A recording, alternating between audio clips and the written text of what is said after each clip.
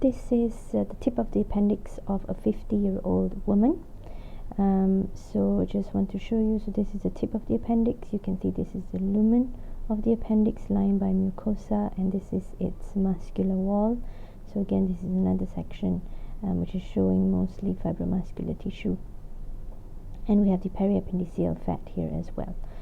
So first of all, at low power, I hope you can appreciate that this is the lumen and the mucosa. There are also structures, look like glandular structures, within the wall of the appendix. Also some structures, similar structures here, and there's a kind of bluish cluster of something, we don't know yet what it is, just at the very tip. So I'm focusing in. So first of all, let's have a quick look at the mucosa. You can see that the mucosa of the appendix is essentially colonic mucosa. So this is well-spaced glandular elements with scattered goblet cells. Okay, and you can see the preserved polarity and basal location of the nuclei. So that's all normal looking, and of course in the appendix, you can have quite significant amount of lymphoid elements as well. So that's fairly okay. So number one, I just want to bring you to this nodule at the tip of the appendix. Okay. So wait while it loads a little bit. Okay. So you can see that now this nodule, this nodular or cellular area, is composed of these nests of cells or epithelium of fairly varying sizes. Some are quite small, some are a little bit larger, and then some appears to have a little bit of lumen within them. But the essential thing about it is they look very monotonous and bland.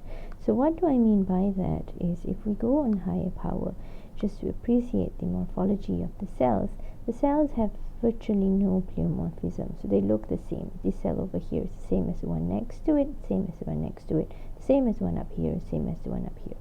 The other thing about these cells is that you can see the nuclei have what we call a dispersed or salt and pepper chromatin, right? So they have this almost clumpy chromatin spread kind of all around the nuclei, but with no prominent nucleoli. Okay, so it's like somebody has sprinkled salt and pepper all over the nuclei. So it's a bit uneven, but there is no nucleoli, and again, no pleomorphism whatsoever as we move around. And the other thing you'll notice as well, that there's hardly any, I haven't seen any mitotic activity. Okay, so zoom out a little bit. So again, you can see that these are all them. So they have varying kind of architecture, from nesting and some area just perhaps a little bit more clustering. Okay, but the essential things about them is their nuclear features, which are bland, salt and pepper chromatin, no nucleoli present. Okay, so this is actually a low-grade neuroendocrine tumor, or you probably have heard of the term carcinoid tumor before, and that's what it is. Okay, so that's pathology number one. And then the other thing that I want to show is, remember at low power we saw some glandular elements scattered about within the wall of the appendix. Okay, so this is one focus, for example. Alright, so let's just zoom in. So this is within the muscular wall of the appendix, which shouldn't have any glands at all, but here we do, and again kind of multiple glands, but they're not just glands. Okay, the glands are accompanied by stroma. Okay, and not just stroma, the stroma also contains evidence of hemorrhage. So what else can you see about these glands? The glands are very bland, okay, but the nuclei are sort of columnar in appearance.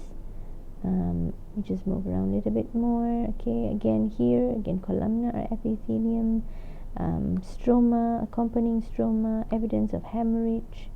Okay, so in a female, this should trigger some thoughts, especially endometriosis.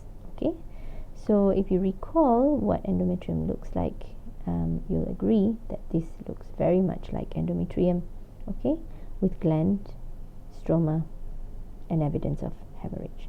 So this is an appendix with carcinoid tumor or a low-grade neuroendocrine tumor, and also endometriosis. Neuroendocrine tumor or carcinoid tumor is the tip of the appendix is one of the most common locations where you find them.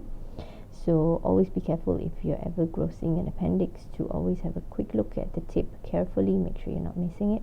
Grossly, it will appear as like a golden kind of nodule or focus. Usually they're quite small anyway, like they're not usually larger than a centimeter. So just like a small focus of yellowish golden area should prompt you to put all of that in entirety, and then make sure you sample the edge of the appendix or the base of the appendix as well, just to make sure that the excision margin is clear. In terms of endometriosis, they can occur anywhere, but again, appendix is also one of the locations in which you can find them.